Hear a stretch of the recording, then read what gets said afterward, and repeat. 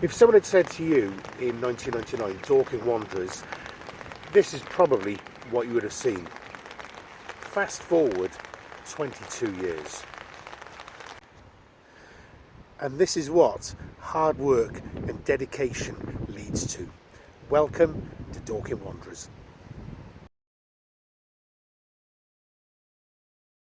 Hey everybody, welcome back to another episode of Follow the FA Cup with the Away Day Diaries. I'm Gareth, this is Jonny. Unfortunately Reece can't make it at the moment, but we're hoping he's going to feature a bit later in the video. And today we're off to Dorking Wanderers. Yeah, and we're looking forward to it, aren't we? We're off to Dorking Wanderers. It's not Saturday, it's not match day, and it's not 3 o'clock. So it's Thursday, it's about 9:45.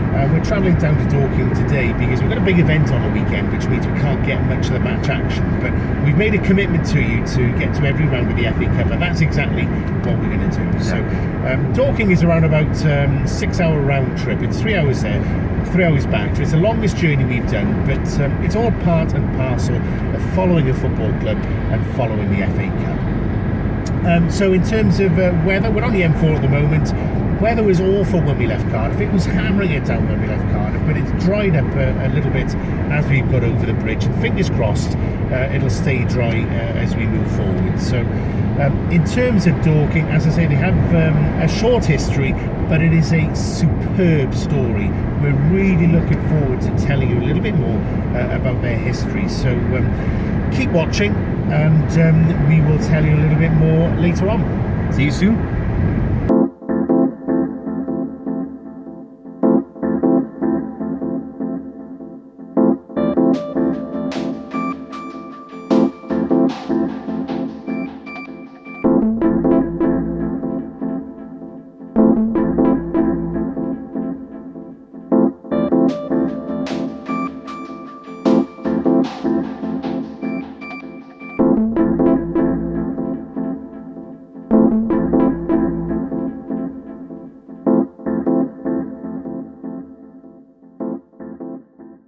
Okay, so we've arrived. It's around about 12 o'clock. Took about 3 hours to get here. First impressions, again, really nice. Really nice, really impressed. Fantastic looking ground. Obviously you will be seeing the developments. I know there's some developments going on. Brilliant setup. I guess I don't have enough good words to say about it. Really impressed. Yeah, it is impressive. You can tell we're going up the standards, up the leagues. Yeah. We are now National League South. Okay, so great. We're going to bring you some videos inside as well, of the ground as well. I know you'll be impressed by that, but let's just look at a little bit of the history. You said that there was a story to tell, and it's an amazing story to tell because it's promotion after promotion after promotion. So these guys here at Dorking Wanderers formed in 1999, so it's only about 22 years old. They started off in the Crawley and District League. They then went up to the West Sussex League, the Sussex County League, the Isthmian South League, the Isthmian Premier, and they're now in the National League South. Now, when the league curtailed last year, they were top of the National League South, with a high chance of getting up to the conference, the National League. So they've done really well over the last 22 years. So I really don't know what the manager's feeding them at the moment, but whatever they're doing, they're successful. Mark White is a manager. He's also the chairman, so I guess that he's not going to sack himself, but why would he when he's doing such an amazing job? It's like a runaway train, as you've said, just promotion after promotion after promotion. I mean, Dorking can only be completely proud of everything that they've done so far. Yeah, I don't know who they would compare themselves to. Wimbledon, maybe? Yeah, I guess Wimbledon.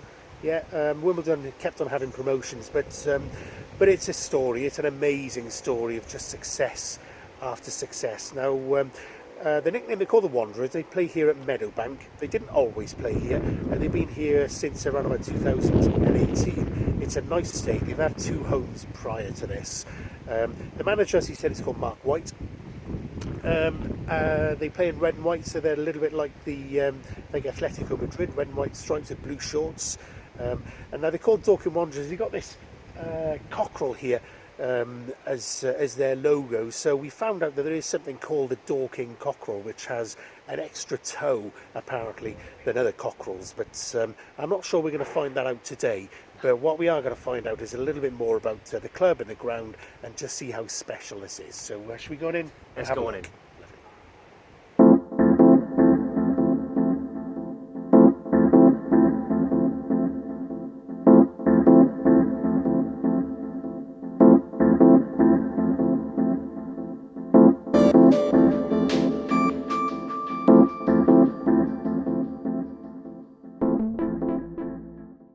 Okay, so we're joined by Ollie Gout, who is the marketing manager of Dorking Town. Thank you very much for joining us and giving us your time today. Right. So, in the build of TF, it's an exciting time. So, marketing manager, could you just give us a little idea as to your role and what you do? Yeah, so I do quite a lot of things really, just dip in and out.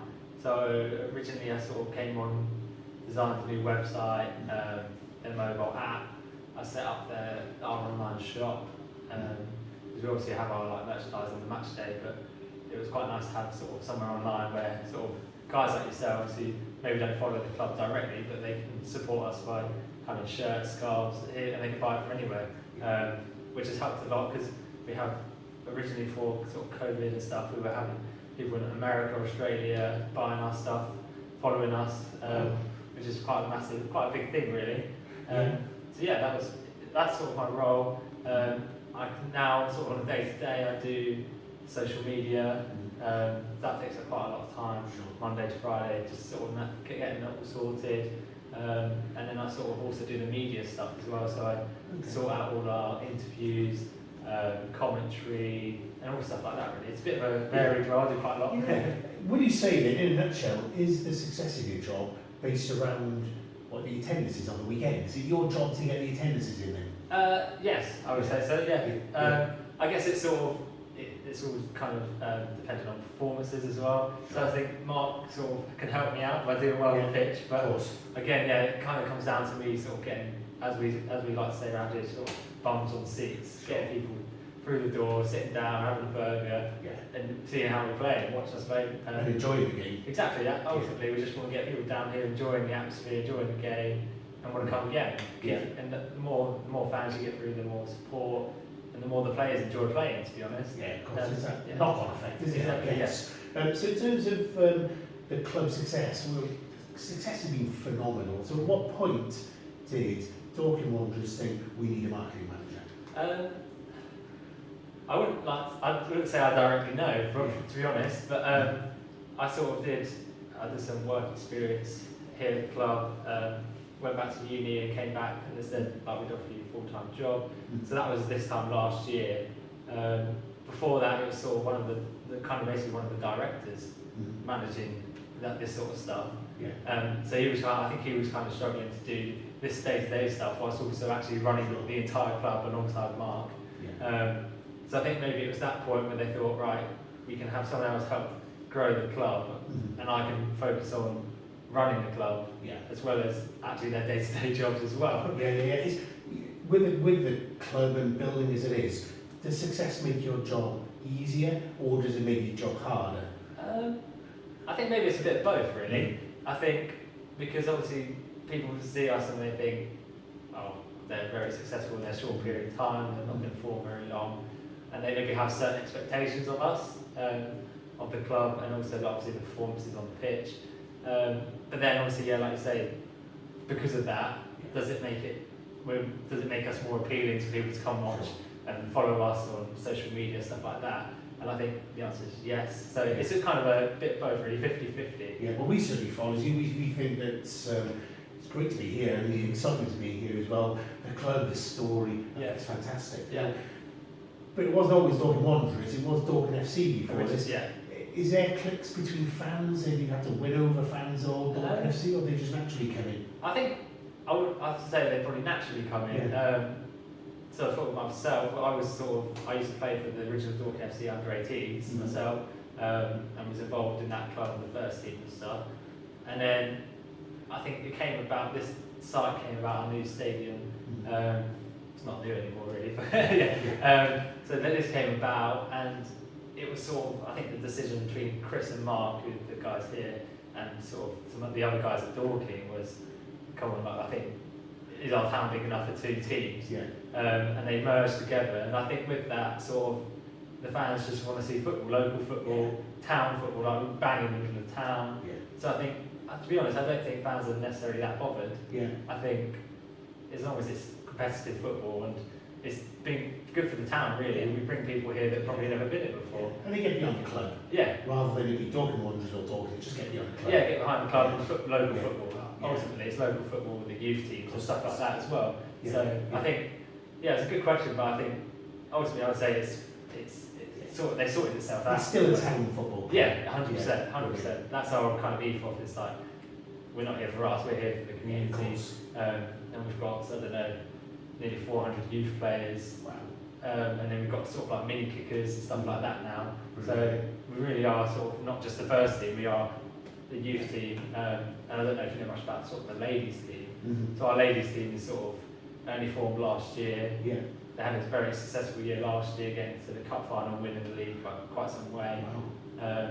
They're doing well again this year so far, Mm. and they're looking to get promoted again, I believe, this year, which is So the great. ladies are following the men in terms of Yeah, success. and that's sort of, that is, because I talked to sort of Kat who runs the women's team quite a lot, and that is sort of their aim. They want to replicate the men's team, Yeah. and I think, well, why shouldn't they? Because Yeah, absolutely. especially in ladies football at the Absolutely. moment, it's Of course. growing ridiculously. So. The last question is FA Cup Saturday, of course. As a marketing manager, any special plans you put in place for the FA Cup, or is it just another game for you? It's sort of just another game at this rate. Mhm. Obviously, we've been in this round before. The Yeah. next round, if we're successful and get into the next round, it will be our record. We've never got Yeah. that far before. So Mhm. I think maybe if that's a home tie, maybe we might try to do something Yeah. special Yeah. for the fans. It's quite a big thing, really. Yeah. And then obviously, the further up you go, the more and more special it gets. First round proper. You don't know who you're going to get. That's You a could whole get new rate, isn't it? Yeah. And that is sort of, I guess that's the aim, isn't it? For any club at our sort of league, is that first round profit just to get there. Yeah. And anything on top of that is just a massive, even bigger bonus. Yeah. But get through the qualifying into that first draw, televised draw. Brilliant. Yeah, it'd be ridiculous good. And so yeah, I think this week we're sort of just another game. Yeah. FA Cup. Obviously, we have certain restrictions and rules that we have to do for the FA League games, Yeah.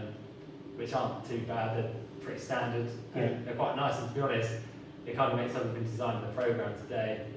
It's quite nice to be chucking in the FA Cup logo Yeah, of course it is. that you'd normally see in a Premier League club when you go watch them play in the FA Cup. You see it on their programme, but we're putting it on ours, and I'm making sure it's in the right place. Well, listen, all the best for Saturday. No worries. I hope it's a fantastic game. Yeah. Sorry, we're not going to be here. But thank you very much No, for joining us. And I think we're going to pop out onto the pitch shortly and take a few shots out there.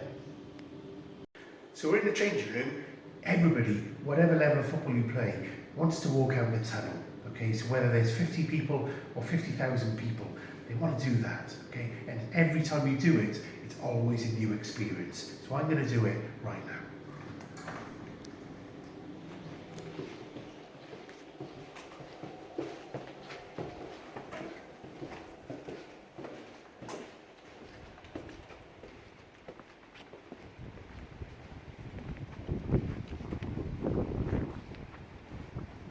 So let's have a look at the ground a little bit. So this is the main stand, the Stonegate Homes stand. Now Stonegate are the club sponsors. They appear on the front of the club sponsor shirt.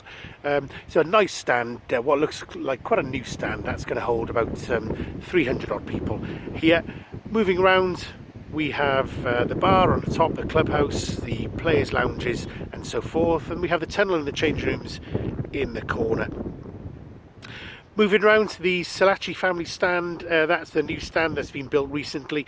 The club had a grant, they built the stand that holds around about 250 people. There are turnstiles in the middle between the standing area, so a nice terrace area behind the goal as well. Moving around, just standing area, no covered area yet here, so we have the dugouts on the far side. And similarly at the other end of the ground as well, you'll see it's an open area, again no covering, however there's probably room here for a good couple of hundred people standing. So that's it, that's the ground. You can see probably from where we are, this is 4G turf. So the club has laid a 4G turf which is top quality, but let's go and have another look and see what else we can see in the ground. Okay, So that's it for this part of the video. I think we're wrapped up at the ground here. I've been really impressed. I've really enjoyed myself. There's no action shots, but I think we've been made to feel really welcome here, and everyone's been really friendly, haven't they? They have, yeah. I'd like to say especially Kris and Ollie have been extremely welcoming, very, very friendly. Yeah. So now I guess it's time to make our tracks back to Cardiff. So hold your horses. Part 2 is coming anytime now. So, is this it? I think so. Yeah. Well, what happens now? Don't know. I think we go home, do we? Yeah. So, when's kick off? Kick off? It's 2 days away, mate. You got any food? No. Do you think the outlets are open here? No. Should we go home then? Yeah, probably better had. Just, you planning to buy any petrol? No. How do you get out of here? Who's filming this anyway?